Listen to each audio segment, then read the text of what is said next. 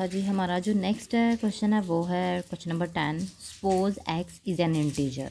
हम सपोज करेंगे कि एक्स हमारे पास एक इंटीजर है, देन एक्स इज़ ऑड, और एक्स एक इंटीजर भी होगा और एक ऑड नंबर भी होगा। ऑड नंबर वो होता है जो 2 के टेबल पे नहीं आता। Then 9x+4 is odd. तो हमने प्रूफ करना है कि 9x+4 जो से हैं वो ऑड नंबर्स हैं।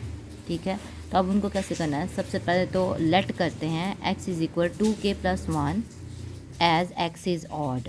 अब मैंने 2k+1 क्यों लिया ये देखें। अगर सपोज k की जगह मैं 1 पुट करती हूँ तो 2+1 कितना हो जाएगा 3। अगर मैं k की जगह पे 2 पुट करूँ तो 2 2 4 4+1 5। तो ये तो ऑड नंबर ही बनेंगे ना। ठीक है, इसीलिए हमने क्या लिया है 2k+1 जो कि एक ऑड नंबर ही बनता है। अब हम अपनी वैल्यू में उसको पुट कर देंगे। 9 2 18k, 9 1 9, 9+4 कितना होता है 13। ठीक है, अब चलें इसके करते हैं। अब ऑड नंबर बनाना है ना इसी को 9x+4 को, तो उसको भी इस फॉर्म में होना चाहिए। ठीक है, यानी 1 की फॉर्म में, 1 सेपरेट होना चाहिए। तो कैसे करेंगे? 12+1 13 होता है। ठीक है, इन दोनों में क्या कॉमन है? 2 का टेबल कॉमन है। 9k+6+1। तो ये देखें, ये सेम वही शक्ल नहीं बन गई जो हमने लेट किया था कि ये ऑड नंबर है। 2k+1। तो अगर ये ऑड नंबर था, ये मैंने आपको प्रूफ भी करके दिखाया है कि ये ऑड नंबर हमने कैसे लिया है। तो अगर ये ऑड नंबर है इट्स मीन्स कि ये भी तो ऑड की फॉर्म बना रहा है। इसका मतलब कि जो हमारे पास नंबर है वो भी हमारे पास क्या होगा? Odd number.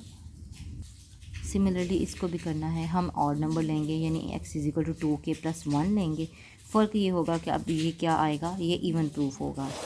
जैसे कि ये देखें 7 2 14k, 7 1 7, 7+5 12। ठीक है, तो अगर देखें, अगर हम इसमें ये कर लेते हैं, आप सबके ज़हनों में ये सवाल आएगा कि अगर हम इसके 2 हिस्से करते हैं 11+1, तो मुझे बताएं क्या इसमें हम 2 कॉमन ले सकते हैं? नो, हम इसमें 2 कॉमन नहीं ले सकते। ठीक है, तो इस केस में भी ये रॉन्ग हो जाएगा। सो इसलिए उसको एज इट इज़ 12 ही रहने दिया है, 2 कॉमन ले लिया है। अब देखें तो फिर अगर 2 कॉमन ले तो 1 तो नहीं आएगा। आप लोगों को पता है कि 2 जिसके साथ हो वो इवन नंबर होता है, तो ये हमारे पास क्या प्रूव हो जाएगा? Even number. सिमिलरली ये क्वेश्चन नंबर 12 का ए पार्ट भी सेम ऐसे ही है। आपने ऑड नंबर लेना है यानी 2k+1 लेना है। आपने अपने क्वेश्चन में इसकी वैल्यू पुट करनी है, इसका स्क्वायर खोलना है, a² + 2ab + b का स्क्वायर। 4 2 8k और माइनस प्लस माइनस हो जाएगा। क्लियर? तो फिर अब सॉल्व करेंगे। 4k स्क्वायर, 4k और -8 की कितना हो जाएगा? -4k। और 6 - 4 होता है 2, और 2 + 1 कितना होता है 3। तो इसमें 2 कॉमन भी आ जाएगा और ये 2 + 1 भी हो जाएगा। ये देखें, ठीक है, जैसे मैं आपको बताती हूँ। ये देखिए, जैसे अगर हम 2 कॉमन लेते हैं 2k स्क्वायर -2k + 1। ठीक है, तो अंदर भी देखें इन दोनों में फिर 2 कॉमन है, 2 कॉमन ले लेते हैं, k भी कॉमन चले लेते हैं, k -1 + 1। तो ये देखें, ये फिर से वो 2k + 1 बन गया ना ऑड नंबर। इसका मतलब है कि ये जो हमारे पास नंबर आया, जो हमारा ओरिजिनल नंबर था, वो हमारे पास क्या है? ऑड नंबर है।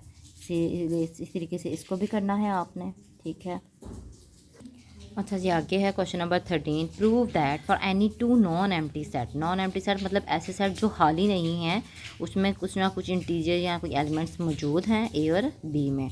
हमने प्रूव करना है कि ए इंटरसेक्शन बी का whole complement is equal A complement union B complement.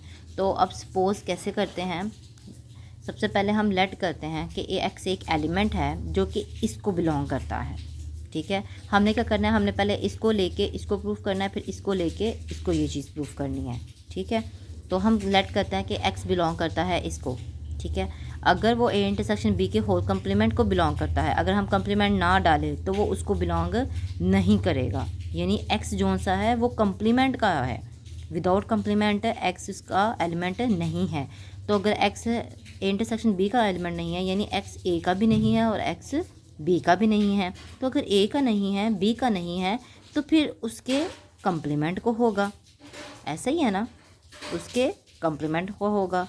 तो अगर ये इन दोनों का एलिमेंट है तो इन दोनों की यूनियन ले लेते हैं, A union complement union B complement. तो ये देखें, हमने क्या लेट किया था कि वो होल कम्प्लीमेंट को लेट करता है, लेकिन वो क्या आ गया है कि वो A complement union B complement को लैंड करता है। इसका मतलब ये आपस में क्या है, इक्वल है। अब बिल्कुल ऑपोजिट करते हैं। अब कहते हैं कि लेट करते हैं कि वाई बिलोंग करता है इसको। जैसे देखिए वाई बिलोंग करता है ए कम्प्लीमेंट को, फिर वाई बिलोंग करता है बी कम्प्लीमेंट को, यानी वाई बिलोंग किसको नहीं करता, ए को और बी को। तो किसको बिलोंग नहीं करेगा, इसके होल इसके इंटरसेक्शन को। ठीक है, तो किसको बिलोंग करेगा, ए इंटरसेक्शन बी के होल कम्प्लीमेंट को। ठीक है, यहाँ से मिस्टेक है वो क्लियर कर लीजिएगा कि अगर वो वाई को बिलोंग नहीं करता, बी को बिलोंग नहीं करता, तो उसकी इंटरसेक्शन को भी बिलोंग नहीं करता। अगर इंटरसेक्शन को बिलोंग नहीं करता तो उसकी कम्प्लीमेंट को बिलोंग करेगा। तो वाई जो कम्प्लीमेंट यूनियन बी कम्प्लीमेंट को बिलोंग करता था वो किसको करता है, अब इसको। इसका मतलब ये दोनों आपस में क्या होंगे, इक्वल होंगे। क्लियर।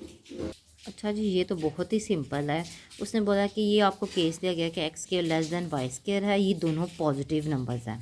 ठीक है, तो आपने प्रूव करना है कि एक्स लेस देन वाई है। तो आपको पता है स्क्वायर को ख़त्म करने के लिए हम क्या लेते हैं, taking square root on both side. तो स्क्वायर रूट को काट जाएगा और ये चीज़ प्रूफ हो जाएगी। क्लियर है। अच्छा जी, क्वेश्चन नंबर 15 जो है ना वो आपका थ्योरम है। थ्योरम का मतलब क्या होता है, ठीक है, थ्योरम। अच्छा, ये थ्योरम ना पहले 9th क्लास में होते थे। ठीक है, ये 8 नंबर के आते थे और ये कंपलसरी होता था। ठीक है, अब ये है कि आप लोगों में थ्योरम तो नहीं है, लेकिन उन्होंने एक स्टेटमेंट दे दिया, उसको हमें थ्योरम की तरह ही इसको सॉल्व करना है। तो थ्योरम हमारे पास एक ऐसी स्टेटमेंट होती है जो ऑलरेडी प्रूव्ड होती है। ठीक है, यानी जैसे अगर कोई भी स्टेटमेंट है, जैसे अक्सर होता है ना कि वो सबूतों के साथ अदालत में वो पेश किए जाते हैं। अगर किसी के खिलाफ आप मुकदमा कर रहे हैं तो आप अपने क्लाइंट को सही साबित करना है तो आप प्रूफ्स देते हो। ठीक है, तो ऐसी स्टेटमेंट जो ऑलरेडी प्रूव्ड होती है साइंटिफिकली, वो हमारे पास थ्योरम होता है। ठीक है, इसमें 3 चीज़ें हैं, एक होता है गिवन, एक होता है प्रूव और एक होता है कंस्ट्रक्शन। इसके बाद आप अपने प्रूफ को साबित करते हो। जैसे for example the sum of interior angle of triangle, हमें सिर्फ एक ट्राइंगल दिया है, हमने हुड ड्रॉ करनी है। वो क्या, ये ट्राइंगल है ए बी और सी। ठीक है, हमारे पास गिवन है कि ट्राइंगल है हमारे पास ए बी सी। प्रूफ हमने क्या करना था, sum of interior angle of triangle, यानी angle A plus angle B plus angle C किसके इक्वल है, 180 के इक्वल। कंस्ट्रक्शन का मतलब होता है जो आप खुद ड्रॉ करते हो। हमें तो सिर्फ एक ट्राइंगल दी हुई थी, अब हम खुद ड्रॉ करते हैं। यहाँ पर एक लाइन ड्रॉ करते हैं एल एम, ठीक है, जो कि इस पॉइंट पे जाके टच करेगा। तो यहाँ पर 2 एंगल बनेंगे, एक एंगल 1 होगा और एक एंगल 2 होगा। अब हम इसको करेंगे प्रूफ। ठीक है, प्रूफ करने के लिए हम स्टेटमेंट्स भी देते हैं और रीजंस भी देते हैं। ठीक है, अब सबसे पहले ये देखें, एंगल ए के सामने कौन सा एंगल है, एंगल 1, और ये अल्टरनेट एंगल्स होते हैं, यानी जो आमने सामने वाले एंगल्स होते हैं वो अल्टरनेट एंगल्स होते हैं। एंगल बी किसके इक्वल है, एंगल 2 के।